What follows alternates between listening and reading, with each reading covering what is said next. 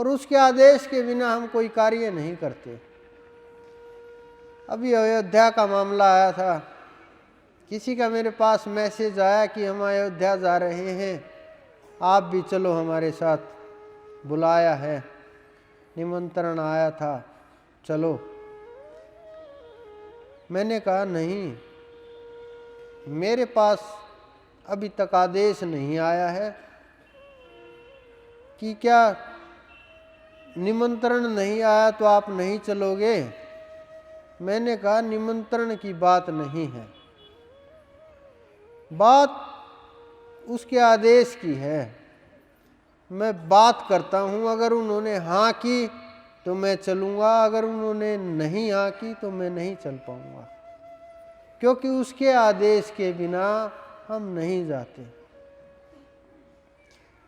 हमने अपने गुरु से पूछा, क्योंकि मैं अपने गुरु से पूछे बगैर कुछ काम नहीं करता।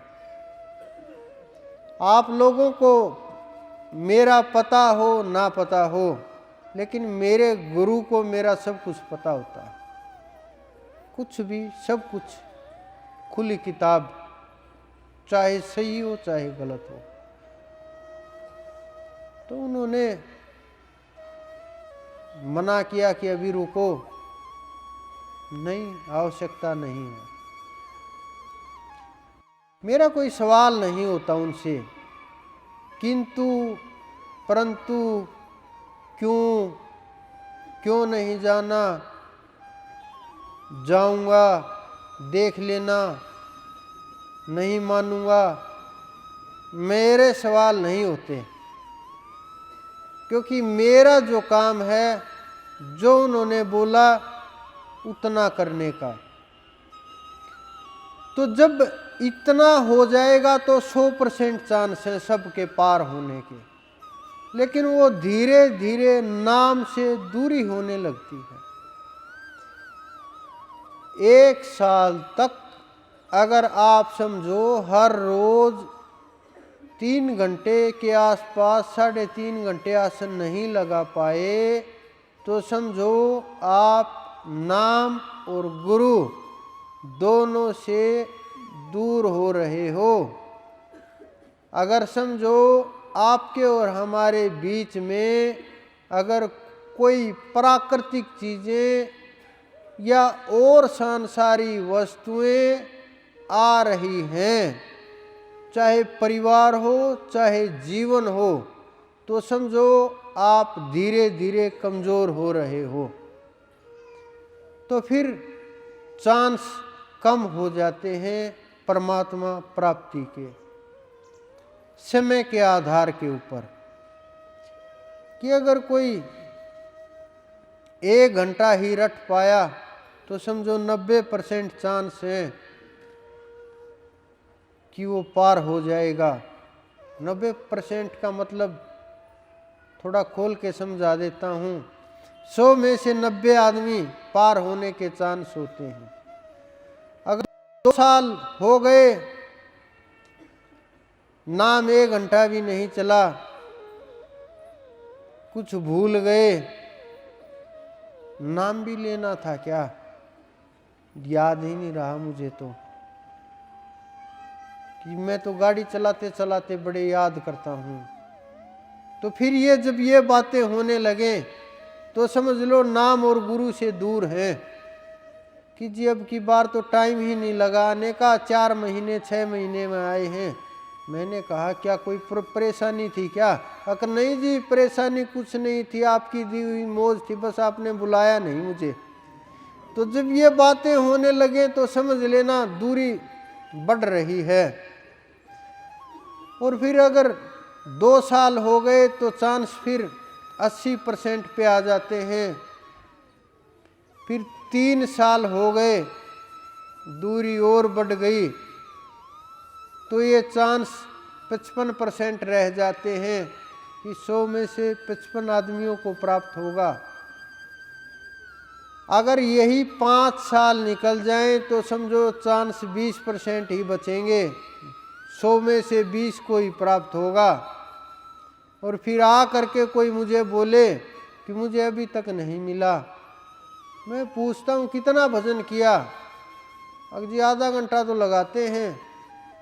अग जी जो तो हर रोज लगाता हूँ, शाम को हाथ भी जोड़ता हूँ आपकी तस्वीर के आगे।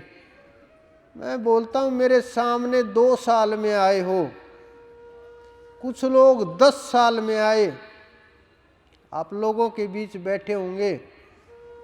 क्या हुआ, तब गांव में थे हम, कि वो आए, शादी करके आए थे। शादी, मैंने कहा शादी तो कर ली, आपका जीवन खराब हो गया, बच्चे नहीं होंगे। ये बोल करके सोच करके चले गए। उन्होंने रास्ता नहीं पूछा कि शादी से पहले बार मिलने के लिए आए हैं, तब तो हम और भी बच्चे से दिखते थे, कि ये तो आए और इन्होंने क्या बोल दिया, ये तो आप शगुन करते हैं, हम नहीं जाएंगे यहाँ, हम तो उस पिछले वाले के चले जाएंगे, वो अच्छा है, देवी का भगत है, और वो बड़ा जाते ही लड्डू वगैरह देता है और बहुत मेहर करता है, घर भी आ जाता है, और झाड़ा वगैरह भी फोन पे ही लगा देता, कोई समस्या हो तो तभी दूर हो जाती है। वो लोग 10 साल तक सोचो कहाँ कहाँ नहीं गए होंगे, ऐसी कोई जगह नहीं छोड़ी। फिर आए 10 साल बाद, अभी इसी महीने। मैंने बोला कि मुझे याद है आप मेरे पास आए होंगे। कि हाँ जी। क्या आपकी फाइल में लिख रखा है? कि हाँ जी। क्या अब क्यों आए? क्या आपने जो बोला था वही हुआ? मैंने कहा बस यही बताने के लिए आए हो? ये तो मुझे पता है, आप सब लोगों को भी पता है, लेकिन क्या बस इसीलिए आए हो कि जी अब आप ही रास्ता बताओ, हम तो आपके पास यही शरण में आ गए। मेरे अंदर विचार आया कि इन्होंने 10 साल का समय खराब कर दिया। 10 साल का कितना लंबा जीवन होता है। 10 साल किसी की जिंदगी के निकल जाएं और 10 साल बाद फिर वहीं से शुरू हो जहां से 10 साल पहले जिंदगी शुरू हो रही थी। तो ये जो घटनाएं होती हैं,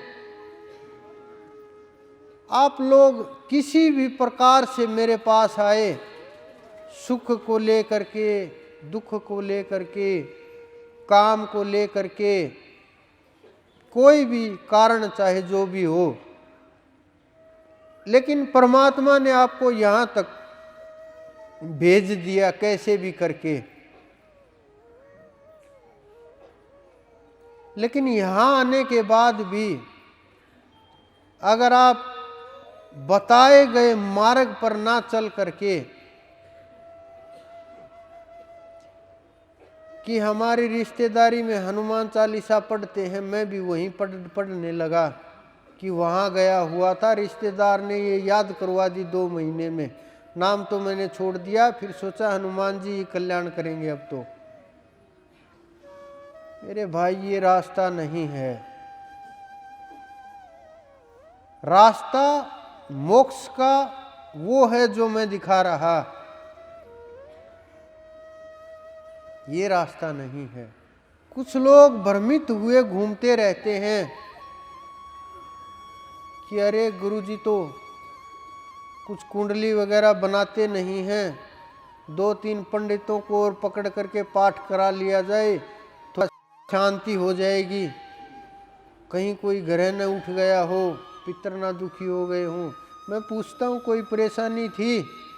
कि ना जी परेशानी तो कुछ नहीं, वैसे ही करा लिया। तो ये जो चीजें हैं, ये आध्यात्मिक जो जीवन है आपका, जो आप समझदार बनते हैं